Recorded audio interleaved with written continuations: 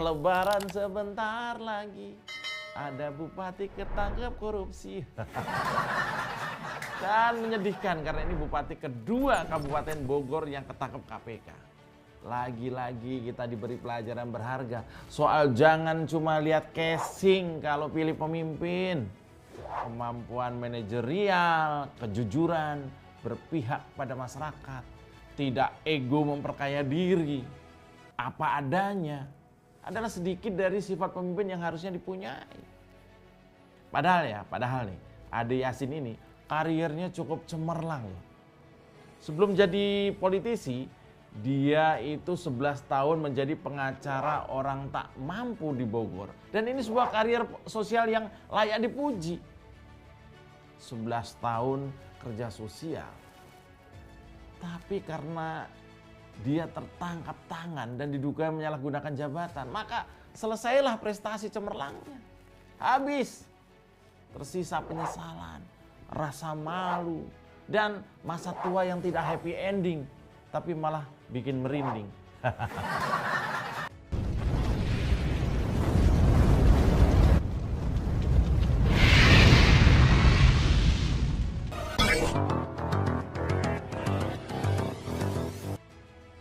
Ada Rahmat Yasin, Bupati Bogor dulu, disikat sama KPK. Lalu ada Ade Yasin, juga Bupati Bogor berikutnya, juga disikat KPK tadi. Sebelumnya ada namanya Neneng Yasin, Bupati Bekasi, juga ditangkap KPK. Cari THR kok korupsi. Ya, Rahmat dan Ade udah jelas, kakak adik. Backgroundnya sama persis, pengacara, lawyer, lalu jadi politisi. Setelah itu mencalonkan diri sebagai bupati dan jadi bupati. Sama banget. Kabupaten Bogor ya, ini mirip kalau provinsi itu Sumatera Utara. Seolah dikutuk. Pemimpinnya bakal berakhir di penjara. Apa ya salah daerah itu ya? Ya tentu daerah sih nggak ada salah apa-apa ya. Adanya bupati-bupati ini, kepala daerahnya serakah. Dan yang membuat hati masyarakat Bogor sedih adalah ini kejadian kedua kalinya. Setelah sebelumnya kakak dari si Ade Yasin ini, yaitu bupati sebelumnya Rahmat Yasin, juga kena tangkap KPK. Gak ada kapoknya ya. Hampir tiap hari kita ini dikasih pelajaran bagaimana cara memilih pejabat. Bungkusnya menarik, belum tentu isinya bagus. Ini mirip parsel lebaran. Harganya 400.000, fotonya bagus, begitu dikirim ke penerima, ternyata kadaluarsa. Ya bisa aja nyambungin ya dengan tema lebaran ya. Biar ya nyambung lah ya. Dan iya ini 5 hari lagi lebaran loh ya. Tapi ini bupati blow on banget. Seharusnya bisa open house di pendopo kabupaten atau rumah dinas yang mewah. Terpaksa meringkuk di kamar tahanan KPK. Lagi-lagi kita diberi pelajaran berharga soal jangan cuma lihat casing kalau pilih pemimpin. Kemampuan manajerial, kejujuran, berpihak pada masyarakat, tidak ego memperkaya diri, apa adanya adalah sedikit dari sifat pemimpin yang harusnya dipunyai. Padahal nih, Ade Yasin ini karirnya cukup cemerlang loh.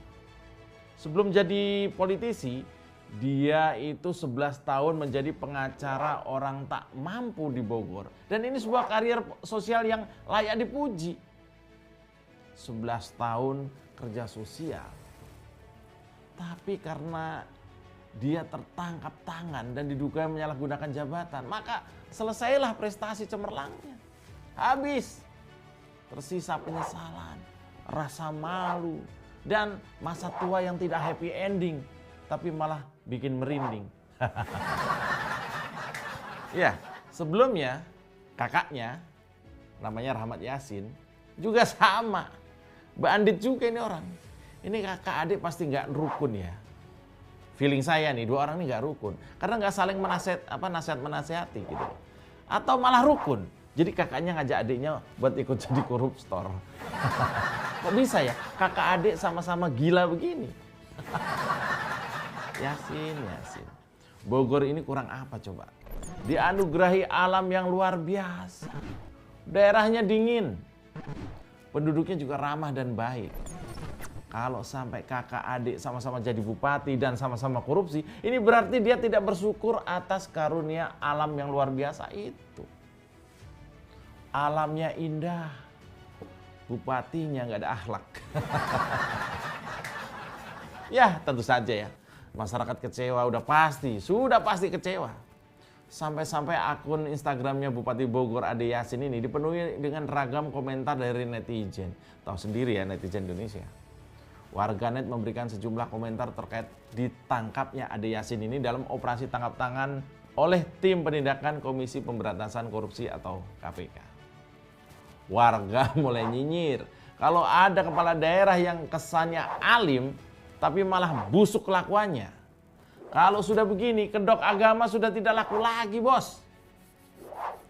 Berasal dari partai yang agamis, pengurus ormas juga agamis, penampilannya agamis, semua sia-sia karena kenyataannya ditangkap KPK dan cuma bisa meringis dan menangis.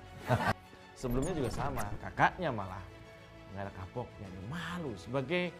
Saya sebagai warga Jakarta yang dekat dengan Bogor, malu. Jangan-jangan pemimpin kami di Jakarta juga begitu. Apa nggak kasihan dengan masyarakat Bogor ya bupati-bupati ini? Yang masih ada sekitar 491.000 orang dalam keadaan miskin. Hampir 500.000 jiwa. Dan ini termasuk yang terparah loh Bogor ini. 500.000 jiwa kategori miskin. Di antara hampir 400 kota kabupaten se-Indonesia. Dia yang terendah. Malu. Terparah dibanding seluruh kabupaten di Indonesia. Ya gimana gak miskin. Kalau bupatinya gak pernah mau belajar. Bahwa menyenangkan dan mengenyangkan rakyat itu lebih nikmat bagi kepala daerah daripada menjarah yang akhirnya dicokok oleh tim rasuah. Ya, kejadian Bupati Bogor berturut-turut ditangkap KPK ini sebenarnya sih membuka mata kita ya. Kita jadi dapat pelajaran, mata kita jadi terbuka. Minimal yang pertama, sifat korupsi ternyata bisa diwariskan. Masih ingat nggak? Belum lama, kasus tahun lalu Alex Nurdin dan Dodi Reza, anak dan bapak sama-sama ditangkap karena korupsi. Masih ingat kan? Lalu KPK juga menetapkan Bupati Bandung Barat yaitu A.A. Umbara Sutisna dan anaknya si Andri Wibawa sebagai tersangka kasus dugaan korupsi juga. Ini parah nih, korupsi COVID-19 lebih parah lagi. Bapak anak. Dan baru kejadian di Bogor kakak adik sama-sama terjerat kasus korupsi juga. Ternyata serakah itu juga bisa menular ke keluarga. Lalu berikutnya, jangan percaya dengan kemasan saja. Karena kemasan belum tentu menunjukkan isi yang sama baiknya, isi yang sama mulianya. Memilih pemimpin memang harus lihat rekam jejaknya dulu, bos. Jangan asal terlihat alim, langsung aja diangkat lagi. Bahayanya nggak terasa, tapi sengsaranya terlihat. Malu kita sebagai warga kalau pemimpin kita dibully karena korup. Berikutnya adalah kasus di Bogor ini. Coba soal kampung Arab itu disolusi. Siapa nih bupatinya? Mungkin PLT-nya. Nah, tolonglah soal kampung Arab itu disolusi, Pak. Jangan-jangan ini adalah kutukan. Karena juga praktek-praktek kawin kontrak warga Timur Tengah yang konon sangat-sangat merugikan wanita itu sudah cukup lama berlangsungnya. Bisa jadi itu nyaris seperti legalisasi KDRT dan juga prostitusi. Jangan-jangan begitu, ini dugaan saya. Sudahlah, jangan sampai ini berkepanjangan. Tuhan tidak suka. Yang berikutnya adalah, ini adalah pelajaran berharga bagi masyarakat Bogor. Buat teman-teman di Kabupaten Bogor, kami tahu rasanya dikhianati kepala daerah. Yang di depan manis bak kurma dari Tanah Abang. Ternyata di belakang dia merampok kita dan begitu ketangkap katanya khilaf. Masa khilaf sekeluarga? Ya, ke depan pantau terus tiap pejabat negara yang dihidupi oleh negara. oleh uang kita. Jangan sampai mereka cuma jadi bos besar malas kerja. Bukan prestasi yang digelar, tapi malah perkara yang digelar KPK. Iya lupa saya. Tarik ke Bambang. Mau kemana kawan, tanpa arah tujuan, cari masalah rawan, urus saja masa depan. Lumayan nambah durasi. Selain Bupati Bogor, tadi siang beberapa pihak yang turut ditangkap KPK diantaranya dari Badan Pemeriksa Keuangan atau BPK, perwakilan Jawa Barat dan pihak terkait lainnya. Bayangkan, anggota BPK yang harusnya jadi bagian terpenting dalam siklus pengamanan duit negara malah ikutan ngembat. Ini pagar makan tanaman. Ini mungkin kenapa korupsi disebut sebagai extraordinary crime. Karena mirip virus menjangkiti pelaku tanpa dia merasa terjangkiti. Seolah ini wajar-wajar saja. Padahal tugas utama mereka adalah sebagai pengaman uang rakyat. Bukan mengamankan uang rakyat untuk bancakan bareng bupati.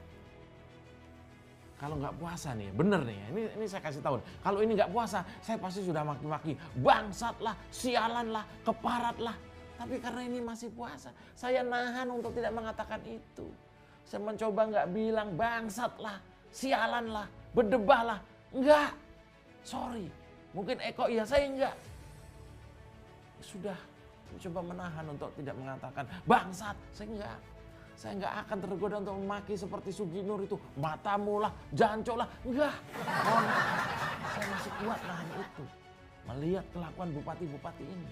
Meski mereka diduga korup, tapi saya nggak akan memaki. Bangsat lah, sialan lah, berdebah lah. Enggak. Demikian posisi nasional. Semoga Tuhan makin cinta kepada Indonesia. Oh iya, jangan lupa ya buat saudara yang mau mudik, lengkapi vaksin Anda dengan vaksin booster. Dan kita patut bersyukur karena Indonesia ini menjadi salah satu negara yang bisa memberikan vaksin booster secara gratis. Luar biasa. Di antara sekian banyak negara lain. Jilat bawahan, tekan atasan. Bletak!